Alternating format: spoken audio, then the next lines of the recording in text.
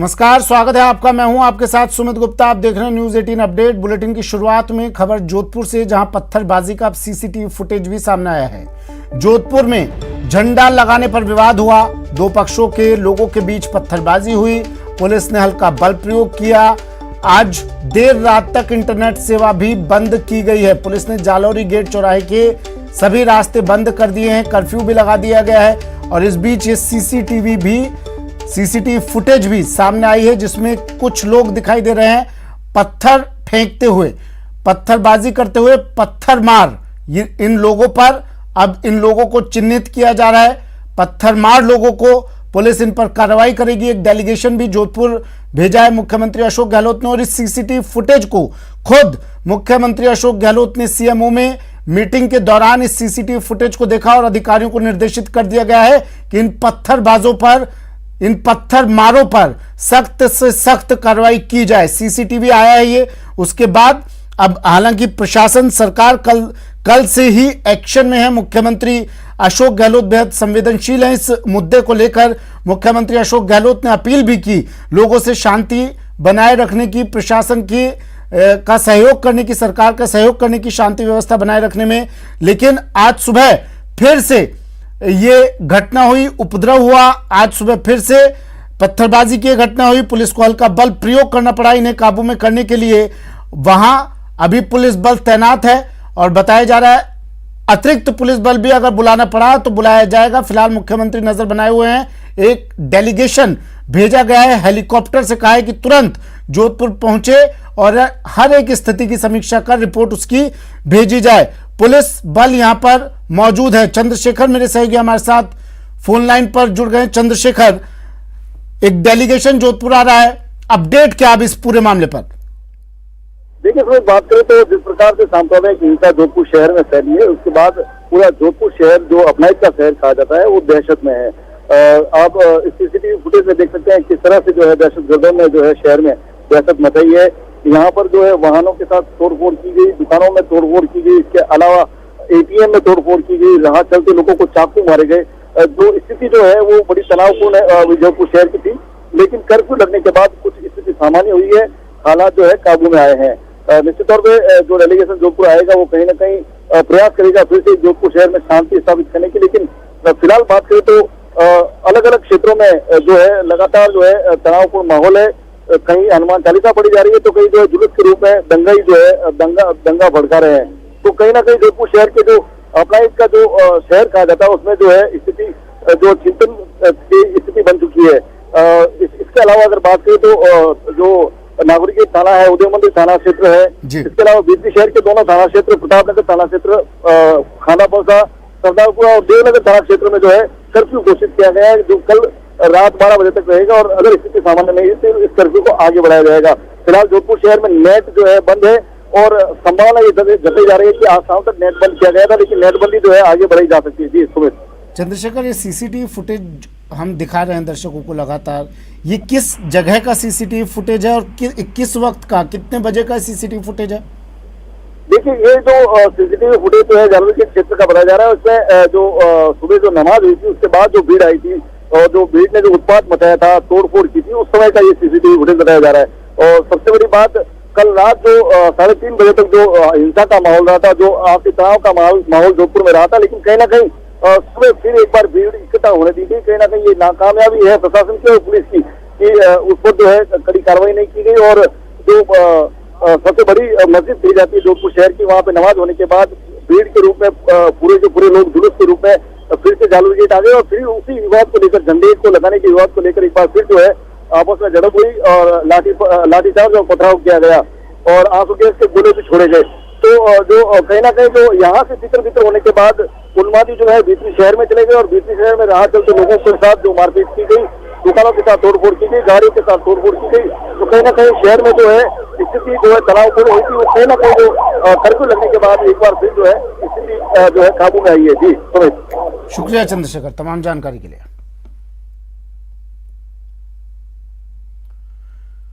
जोधपुर झंडा विवाद पर मुख्यमंत्री अशोक गहलोत बेहद गंभीर हैं। सीएम गहलोत ने जोधपुर की घटना के सीसीटीवी फुटेज देखे। सीएमओ में मीटिंग के दौरान फुटेज ये मुख्यमंत्री ने देखे अधिकारियों के साथ स्थिति की समीक्षा मुख्यमंत्री ने की। देखिए, सीएमओ में मीटिंग चल रही है और चल रही थी उस वक्त की तस्वीरें हैं जब मुख्यमंत्री अशोक गहलोत तमाम जिम्मेदार अधिकारियों के साथ यहाँ बैठे थे और उन्होंने ये सीसीटीवी फुटेज भी देखे। जिस इलाके में पत्थरबाजी हुई, ये घटना हुई, ये हिंसा हुई, उस जगह के सीसीटीवी फुटेज मुख्यमंत्री ने देखे और अधिकारियों को उचित कार्रवाई करने के निर्देश दे दिए गए हैं।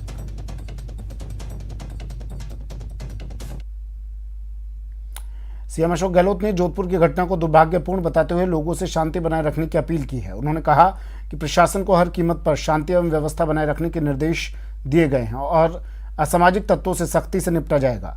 साथ ही सीएम गहलोत ने सभी राजनीतिक दलों से शांति कायम करने में सहयोग करने की अपील की है। जोधपुर में जो तनाव पैदा हुआ है कल देर रात से, वो बहुत ही दुर्भाग्यपूर्ण है और मैं समझता हूँ कि हमारी राजस्थान की और मारवाड़ की परंपरा रही है।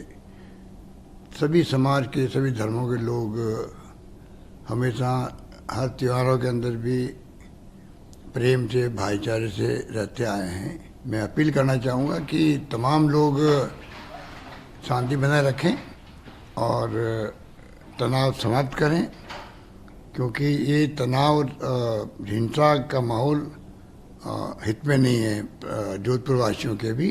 और जो लोग फिर भी ऐसे कोई तत्व एंटी सोशल एलिमेंट आते हैं तो सख्ती से निपटा जाएगा, ये मैंने पुलिस को निर्देश दे दिए हैं। और समय रहते हुए मैं समझता हूँ कि सबको समझना चाहिए कि सब मिलजुल करके जो हमारा भाईचारा बनाए रखें, ये मेरी बहुत मार्मिक अपील है। कहना चाहूँगा चाहे कोई राजनीतिक पार्टी नेता हो, कि जो राजनीति में कार्यकर्ता है या नेता है, जनप्रतिनिधि है किसी पार्टी का हो, पहला उसका धर्म होता है कि कैसे वो अपनी पार्टी के लोगों को, अपने मिलने वाले लोगों को, सबको संदेश करे कि किसी भी कीमत पर झगड़ा नहीं होना चाहिए, हिंसा नहीं होना चाहिए।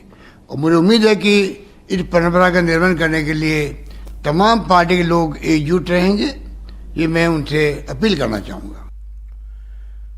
और इस विवाद के बाद बीजेपी प्रदेश अध्यक्ष सतीश पूनिया ने सरकार पर निशाना साधा। तुष्टीकरण की राजनीति करने का उन्होंने आरोप लगाया। कहा, प्रदेश की कानून व्यवस्था खत्म हो चुकी है। पूनिया ने आगे कहा कि सरकार दंगाइयों को संरक्षण दे रही है। तुष्टीकरण कांग्रेस के डूबने का सबसे बड़ा कारण बनेगा। सतीश पूनिया ने आरोप लगाए सरकार पर और जमकर निशाना साधा। सीएम से जनता की सुरक्षा सुनिश्चित करने की भी उन्होंने अपील की। राजस्थान में कानून व्यवस्था ये चुनौती बनी हुई है। शांति प्रिय प्रदेश राजस्थान, जिसकी मिसाल देश में दी जाती थी, आज कांग्रेस पार्टी के अशोक गहलोत की सरपरस्ती में, उनके नेतृत्व में जिस तरीके से तुष्टीकरण की राजनीति के बाद इस प्रदेश में अशांति और जिस तरीके की कानून व्यवस्था भंग हुई है, वो प्रदेश के लिए चुनौतीपूर्ण भी और चिंताजनक भी है। कल की जिस तरीके की ईद से पूर्व संध्या पर जोधपुर में बिस्सा जी की प्रतिमा पर भगवा ध्वज को उतारकर वहां जिस तरीके से इस्लाम का ध्वज लगाया गया, जिस तरीके से वहां पर तोड़फोड़ की गई, हिंसा की गई, और केवल वही नहीं, आज फिर से गाड़ियों में तोड़फोड़ की गई, अराजकता फैलाने की कोशिश हुई। ये एक बानगी है, नमूना है। करौली की घटना से ये साबित हो जाता है कि इस तरीके की घटनाओं को सरकार के संरक्षण में किया जाता है। प्रश्न ये उठता है कि इस तरीके की घटनाएं कांग्रेस की सरकार आती है तभी क्यों होती है? इसका मतलब उनको संरक्षण मिलता है, और ये संरक्षण इसलिए मिलता है कि एक तरफ वो पीएफआई को कोटा में जुलूस की परमिशन देते हैं, दूसरी तरफ रामनवमी और हिंदू नववर्ष पर प्रतिबंध लगाते हैं। 17 जिलों में 144 लगती है, 107-16 की कार्रवाई लाखों लोगों पर होती है। कांग्रेस पार्टी के इस तुष्टीकरण के कारण इस प्रदेश के अराजक तत्वों ने एक तरीके से प्रदेश को गिरफ्त में लिया है।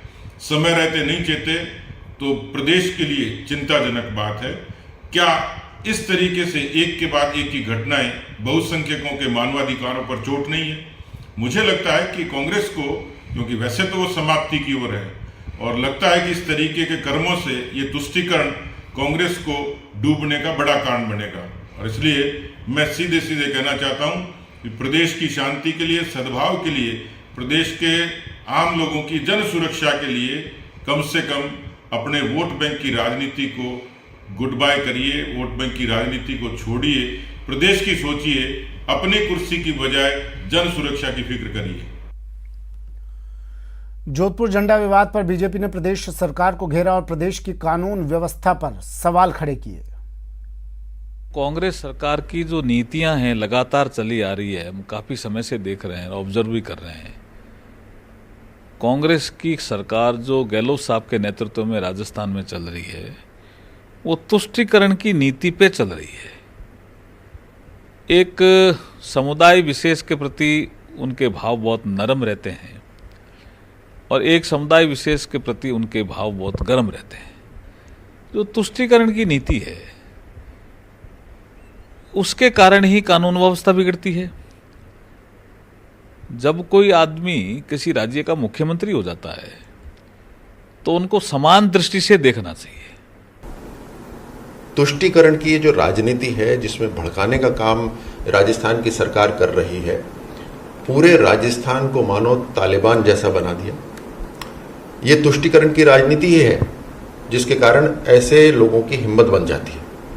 आप सोचिए कि जालोरी गेट पर जो मूर्ति है वहां पे बाल मुकुंद जी की, उसके ऊपर जो झंडा था उसे हटाकर एक विशेष समुदाय ने एक दूसरा झंडा लगा दिया।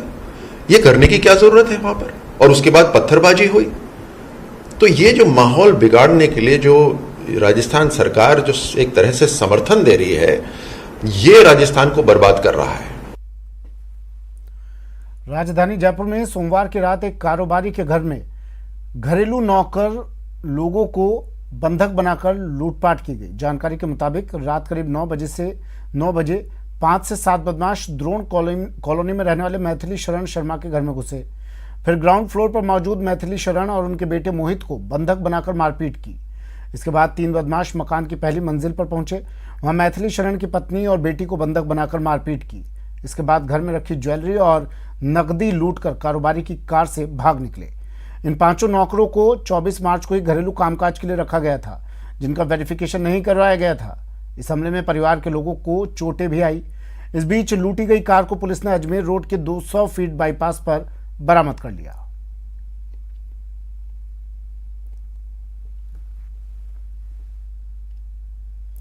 अजमेर के किशनगढ़ में अज्ञात बदमाशों ने हथियारों की नोक पर मार्बल व्यापारी के साथ लूट की वारदात को अंजाम दिया है। ये वारदात किशनगढ़ के हरमाड़ा रोड प्रकाश मार्बल गोदाम की है, जहां सोमवार की रात अपनी दुकान बंद करने जा रहे व्यापारी कपिल बाफना और उसके साथी के साथ 4 नकाबपोश युवकों ने वारदात को अंजाम दिया। 4 बदमाशों में से 3 हाथों में पिस्टल, तलवार और चाकू लेकर दुकान में घुसे और दोनों व्यापारियों को डरा धमकाकर 20,000 की नकदी और दोनों के मोबाइल लूटकर फरार हो गए। घटना के बाद क्षेत्र में हड़कंप मच गया। आरोपियों ने वारदात के बाद दुकान का शटर बाहर से बंद कर दिया और फरार हो गए। पुलिस ने पीड़ित की शिकायत पर अज्ञात बदमाशों के खिलाफ मुकदमा दर्ज कर उनकी तलाश शुरू कर दी है। मैं यहाँ पे बैठा था, मेरा एक फ्रेंड था, वो यहाँ पे बैठा था। दोनों आए, 3 जने अंदर आए। एक के हाथ में तलवार थी, एक के हाथ में रिवॉल्वर था, एक के हाथ में चाकू था। तीनों ने कहा पैसे निकालो फटाफट। ये थैला था साहब, ये थैले उसमें इन्होंने यूं बिखेर दिया, पैसा नहीं मिला। वो हमारी तलाश लेना है। मैंने पैसे उड़ाया, मैं मुनीम आदमी हूँ, यही पैसे है मेरे पास। फिर वो पैसा और अगले के पर्स निकाल के उसमें से पैसे लेके हमारा शटर डाउन करा और भाग गए। कितने लोग थे? 3 जने थे, एक बाहर था। सीकर में हनी ट्रैप का बड़ा मामला सामने आया है। यहां के खाटू श्याम जी में स्थानीय पुलिस ने कार्रवाई करते हुए हनी ट्रैप के मामले में 3 महिलाओं को गिरफ्तार किया है। ये तीनों महिलाएं अब तक कई लोगों को हनी ट्रैप में फंसाकर ठगी कर चुकी हैं। बताया जा रहा है कि इस गिरोह की सरगना एक बुजुर्ग महिला है जो बावरिया गिरोह की सदस्य है। पुलिस के मुताबिक उन्हें खबर मिली थी कि राम सिंह नाम के व्यक्ति को झूठे केस में फंसाने की धमकी देकर रुपए ऐंठे जा रहे हैं। इसी सूचना पर पुलिस ने तीनों को गिरफ्तार कर लिया। की 3 महिलाओं द्वारा मुझे आपस में षड्यंत्र रचकर झूठे बलात्कार के मुकदमे में फंसाने की धमकी देकर मेरे से 2.5 लाख रुपए की मांग की जा रही है। बाद में 1 लाख रुपए में मामला तय हुआ। आदि रिपोर्ट पर जांच शुरू की गई। प्राप्त रिपोर्ट पे बावरिया जाति की 3 महिलाएं, प्रेम देवी निवासी बधाल, नारंगी देवी निवासी सुंदरपुरा, सुमन निवासी धीरजपुरा चैनपुरा, उक्त तीनों महिलाओं को परिवादी से प्राप्त रकम के साथ कन्या पाठशाला खाटू श्याम जी के पास गिरफ्तार किया गया, जिनसे परिवादी से प्राप्त 1 लाख रुपए की रकम बरामद की गई। वापसी पर प्रकरण दर्ज कर अनुसंधान किया गया। दौसा में नेशनल हाईवे 21 पर आज सुबह एक भीषण सड़क हादसा हुआ, जब यूपी रोडवेज की बस और पिकअप में टक्कर हो गई। इस हादसे में पिकअप में सवार एक व्यक्ति की मौत हो गई, वहीं 11 अन्य घायल हो गए। घटना की सूचना पर कोतवाली थाना पुलिस मौके पर पहुंची और घायलों को दौसा जिला अस्पताल में भर्ती करवाया, जहां से 6 घायलों को जयपुर रेफर किया गया है। बताया जा रहा है कि पिकअप सवार लोग मध्य प्रदेश के श्योपुर से जयपुर जा रहे थे।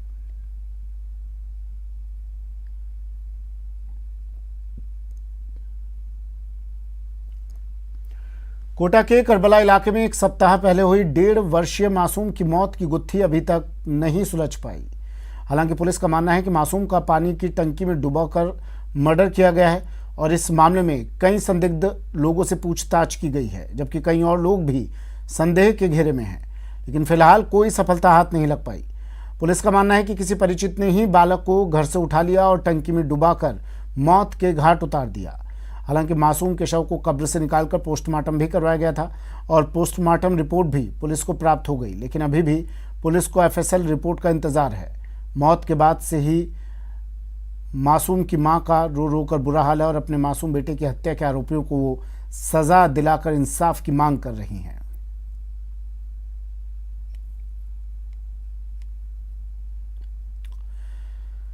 सुबह या शाम जब मर्जी हो जाएं पियो सरेआम।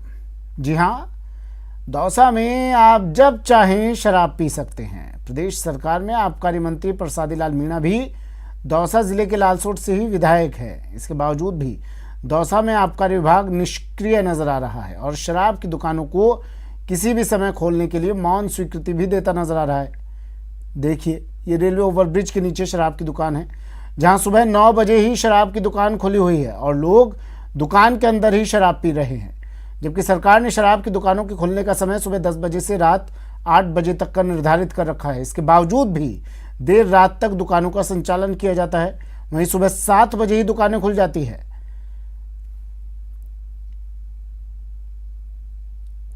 मंत्री प्रसादी लाल मीणा का गृह जिला है और यहाँ पर सुबह के 8 बज रहे हैं और किस तरह शराब बिक रही है वो आप देख सकते हो। अभी यहाँ से हमारा जैसा ही कैमरा चला, यहाँ से कुछ लोग चले गए। देखो 9 बज रहे हैं, मोबाइल में टाइम गलती लगा के खोलिए, मैं तो ऐसे बैठा हूँ, उठ गया लेटिंग करने। अच्छा, ये लोग कई लोग यहाँ शराब पी रहे थे, वो कौन इस तरह डेली खोलते हो क्या आप? वो लेटिंग गया सेल्समैन, तो मैं तो बैठा दिया मेरे को। तो आप क्या हो? मैं तो बैठे भाई हूँ सर। सेल तो आप ही कर रहे हो ना?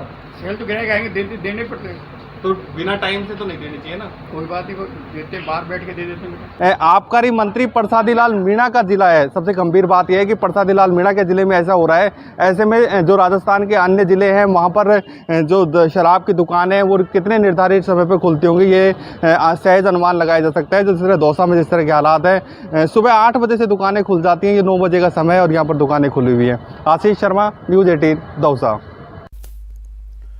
बूंदी शहर के लंका गेट इलाके में पुरानी धान मंडी रोड पर खुली शराब की दुकान बंद कराने की मांग को लेकर आज लोगों ने सड़क जाम कर प्रदर्शन किया। इस प्रदर्शन में बड़ी संख्या में महिलाएं भी शामिल थी। सड़क जाम की खबर मिलते ही कोतवाल सहदेव सिंह मीणा मौके पर पहुंचे और वहां मौजूद लोगों से बात कर प्रदर्शन खत्म करवाया।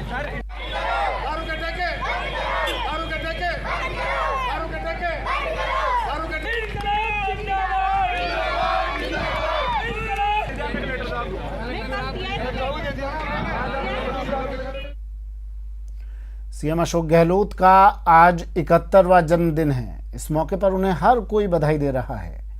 आइए उनके जन्मदिन के मौके पर हम आपको उनका वो जीवन सफर दिखाते हैं जिस सफर ने उन्हें प्रदेश का जननायक बना दिया है।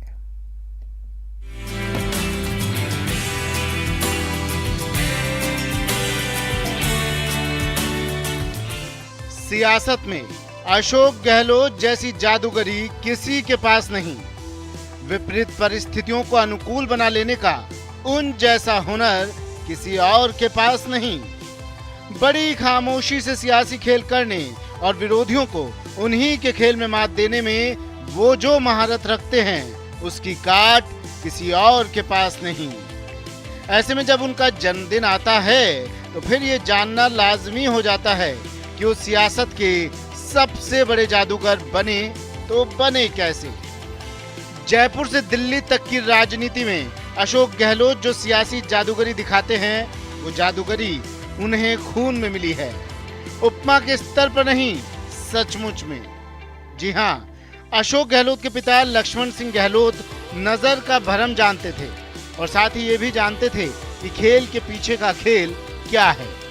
जादूगरी के उसी खेल का इस्तेमाल अशोक गहलोत ने सियासी जमीन पर किया और सियासत के सुपरस्टार बन गए। अशोक गहलोत के सियासी सफर से पहले उनके प्रारंभिक जीवन के बारे में जान लीजिए। 3 मई 1951 को अशोक गहलोत का जन्म जोधपुर में हुआ था। 12वीं के बाद वो जय नारायण व्यास यूनिवर्सिटी पढ़ने पहुंचे। अशोक गहलोत ने विज्ञान और कानून में स्नातक की डिग्री ली और फिर अशोक गहलोत ने अर्थशास्त्र में मास्टर की डिग्री पूरी की। छात्र जीवन के दौरान ही अशोक गहलोत राजनीति में आ गए। साल 1973 से 1979 के बीच राजस्थान NSUI में अध्यक्ष रहे।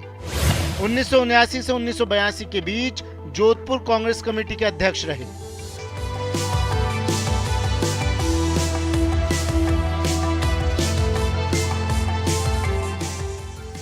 अब बात उनके चुनावी सियासत की। आपातकाल के बाद संजय गांधी ने गिली बिली यानी अशोक गहलोत को सरदारपुरा सीट से उम्मीदवार बनाया। 26 साल की उम्र में उनके पास कोई जमा पूंजी नहीं थी, लिहाजा उन्होंने अपनी बाइक 4000 रुपए में बेच दी और जैसे तैसे चुनाव लड़ा और पहले ही चुनाव में उन्होंने जनता पार्टी के माधव सिंह को कड़ी टक्कर दी और महज 4329 वोटों के अंतर से चुनाव हार गए। बोहनी खराब थी लेकिन इस टक्कर का संदेश बड़ा था। 1980 में संजय गांधी ने उन्हें जोधपुर से लोकसभा का टिकट दे दिया और इस बार अशोक गहलोत ने बाजी मार ली। 1980 में पहली बार अशोक गहलोत जोधपुर से सांसद बने।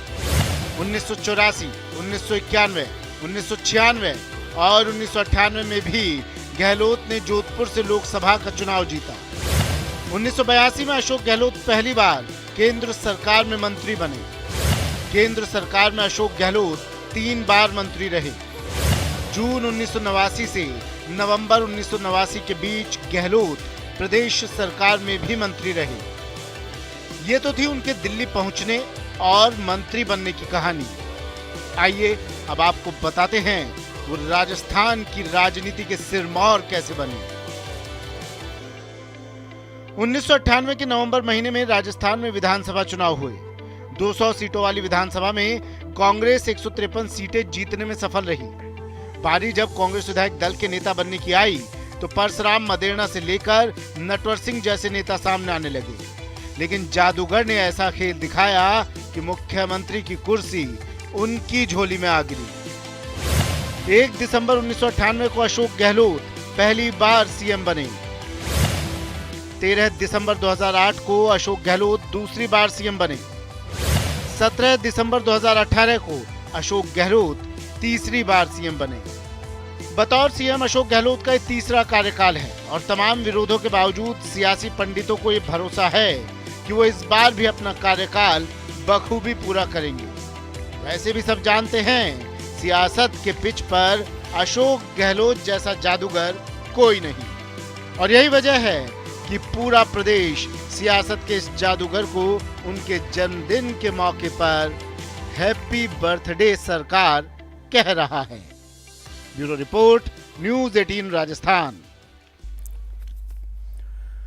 सीएम अशोक गहलोत के जन्मदिन पर प्रदेश भर में कई कार्यक्रमों का आयोजन किया जा रहा है। इस मौके पर राजस्थान राज्य खेल परिषद उपाध्यक्ष सतवीर चौधरी की ओर से जयपुर के SMS स्टेडियम में 3 दिवसीय खेल प्रतियोगिता का शुभारंभ किया गया। इन खेल प्रतियोगिताओं को जननायक खेल उत्सव का नाम दिया गया है। कार्यक्रम में मुख्य अतिथि के रूप में खेल मंत्री अशोक चांदना मौजूद रहे, तो वहीं कार्यक्रम में RCA अध्यक्ष वैभव गहलोत ने भी शिरकत की। अगले 3 दिनों तक SMS स्टेडियम में कबड्डी, खो खो, कुश्ती, table tennis, taekwondo, football, volleyball, basketball, handball की नॉकआउट प्रतियोगिताओं का आयोजन होगा। हमने जननायक खेल उत्सव का आगाज़ किया है, जिसकी ओपनिंग सेरेमनी आज आयोजित हुई है।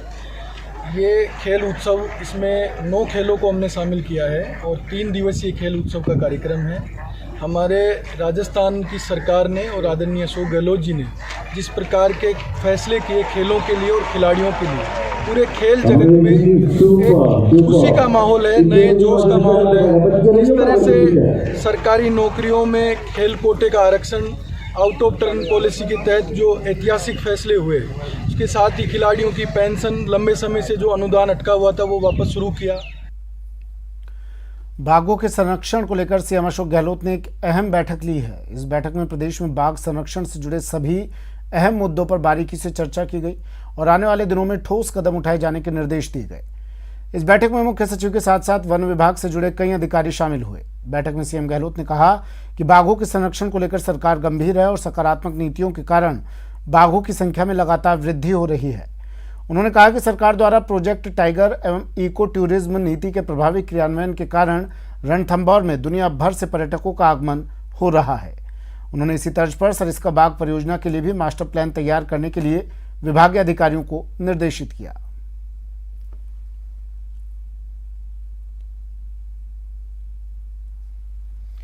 जयपुर में आज ईद उल फितर का त्यौहार मनाया जा रहा है। ईदगाह में आज अनोखा नज़ारा देखने को मिल रहा है। यहां तिलक लगाकर भगवा गमछे पहनकर ईदगाह पहुंचे हिंदू संगठन के लोगों ने ईदगाह में फूलों से नमाजियों का स्वागत किया।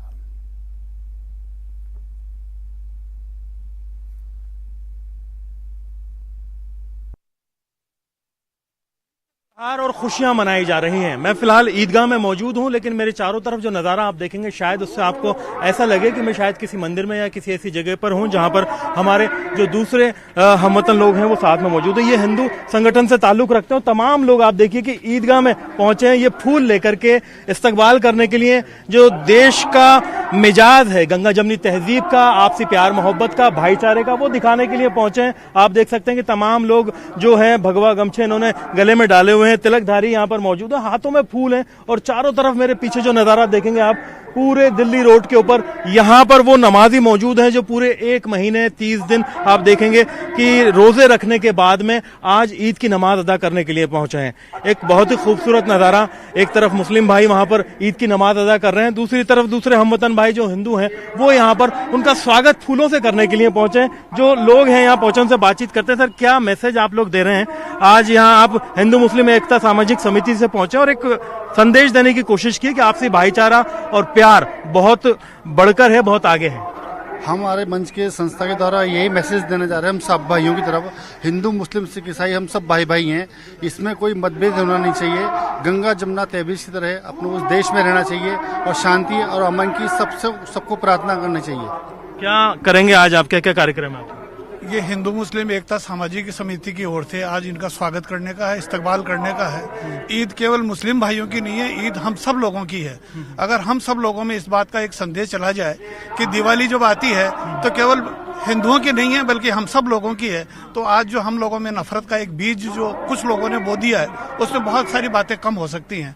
हम चाहते हैं अमन चैन रहे, संविधान जो बना है देश में उस संविधान के मुताबिक हम काम करें और सभी लोगों को अमन चैन से इस देश में रहने का अधिकार होना चाहिए। इसलिए आज हम सब लोग एकत्रित फूलों की वर्षा करेंगे आज? हाँ, बिल्कुल करेंगे। सभी हिंदू इसीलिए आए हैं कि आज ईद के मौके पे सभी मुसलमान भाइयों का फूलों द्वारा स्वागत करें और ईद मुबारकबाद दें। बिल्कुल, आपने पहली बार ये पहल की और किस तरह से लग रहा है? आप खुद ईदगाह में आए और सारा नमाज का नजारा और तरीका भी देखने को मिला। ईदगाह में तो पहली बार ही आए हैं। जैसे दीपावली वगैरह पे, होली पे हम वहाँ शास्त्रनगर एरिया में करते रहते हैं और हमारा तो यही है कि सारे हिंदू मुसलमान दोनों समुदाय और बाकी जो भी है सब मिलजुल के रहे।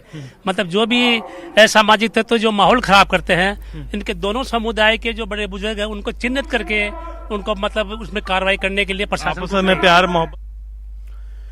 जैसे जैसे सेलिब्रिटी अपने फैंस से जुड़ने के लिए सोशल मीडिया का तेजी से इस्तेमाल कर रहे हैं, हेटर्स द्वारा हैरेस किया जाना एक आम बात और एक बड़ी चिंता बन गई है।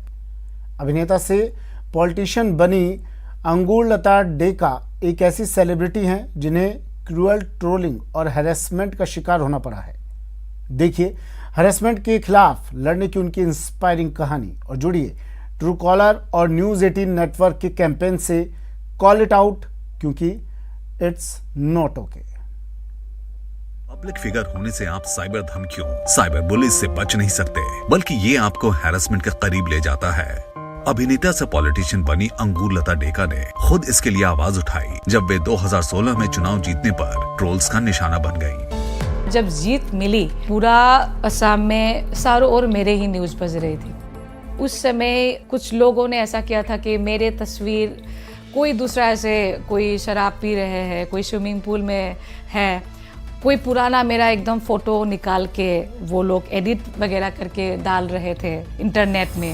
अंगूर लता ऑनलाइन बुलिंग की क्रूरता को अच्छी तरह समझती हैं। वो अपने कॉन्स्टिट्यूएंसी के लोगों की सेवा करते हुए अपने लुक्स, अपने वजन को लेकर काफी हैरेसमेंट सह चुकी हैं। जब मैं प्रेग्नेंट थी तो इतना उल्टा सीधा उस समय न्यूज बनी थी, बहुत खराब लग रहा था उस समय। मैं काम के ऊपर 100% फोकस नहीं कर पाती हूँ।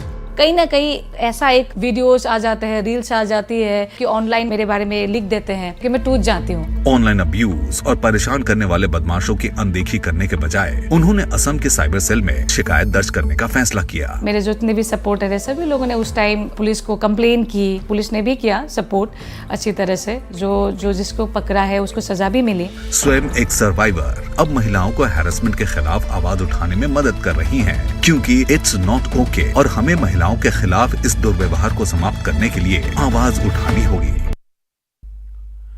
चलिए, बुलेटिन में फिलहाल इतना ही, लेकिन चलते चलते क्रिप्टो की समझ।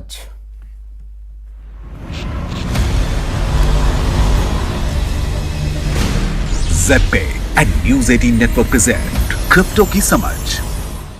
Hello and welcome to Zebpay and News 18 network present crypto की समझ। आज हम बात करेंगे क्रिप्टो ट्रेडिंग बोट्स की। बोट्स ऑटोमेटेड कंप्यूटर प्रोग्राम्स हैं जिन्हें मिनिमल ह्यूमन इंटरवेंशन के साथ कुछ स्पेसिफिक टास्क को अंजाम देने के लिए डिजाइन किया गया है। क्रिप्टो करेंसी ट्रेडिंग की दुनिया में ये बोट्स ओनर या यूजर की ओर से एक या एक से ज्यादा प्लेटफॉर्म पर ऑटोमेटिकली या मल्टीपल क्रिप्टो करेंसी को ट्रेड करने का काम करता है। ये एक प्री डिफाइंड ट्रेडिंग स्ट्रैटेजी के नियमों के आधार पर एक्सचेंज के लिए बाय एंड सेल ऑर्डर्स बनाते हैं और जमा करते हैं। इसका मतलब ये हुआ कि ये बोट्स डेटा और ट्रेंड्स के आधार पर व्यापार करते हैं, ना कि इमोशन के आधार पर। क्रिप्टो करेंसीज बेहद वॉलेटाइल होती है, इसकी कीमतों में भी लगातार उतार चढ़ाव बना रहता है। निवेशक दुनिया भर में कहीं भी किसी भी वक्त क्रिप्टो करेंसी ट्रेडिंग कर सकते हैं। यहीं पर एंट्री होती है क्रिप्टो ट्रेडिंग बोट्स की। ये एक ऑटोमेटेड टूल है जो निवेशकों की तरफ से व्यापार करते हैं और ट्रांजैक्शन एग्जीक्यूट करते हैं। एक ह्यूमन ट्रेडर एक समय में कितना डेटा प्रोसेस कर सकता है, इसकी एक स्पेसिफिक लिमिट है, लेकिन बोट्स आसानी से बड़ी मात्रा में डेटा को मैनेज कर सकते हैं और प्लॉसिबल कंक्लूजन्स पर पहुंच सकते हैं। इसके लिए आपको किसी प्रोग्रामिंग नॉलेज की जरूरत भी नहीं है। ये ट्रेडिंग बोट्स आपको मार्केट मॉनिटरिंग में वक्त जाया करने से भी बचाता है और इसके जरिए आप अपने ट्रेड के नियम तय कर सकते हैं। इनमें ये कोई भी क्राइटेरिया मीट नहीं होता है तो बोट दूसरे सभी ऑर्डर कैंसिल कर देगा और ट्रेडिंग बंद कर देगा। कुछ ट्रेडर्स मल्टीपल ट्रेडिंग बोट्स का इस्तेमाल करते हैं ताकि अपने रिस्क को डाइवर्सिफाई कर सके। आज के एपिसोड के लिए बस इतना ही। Take care.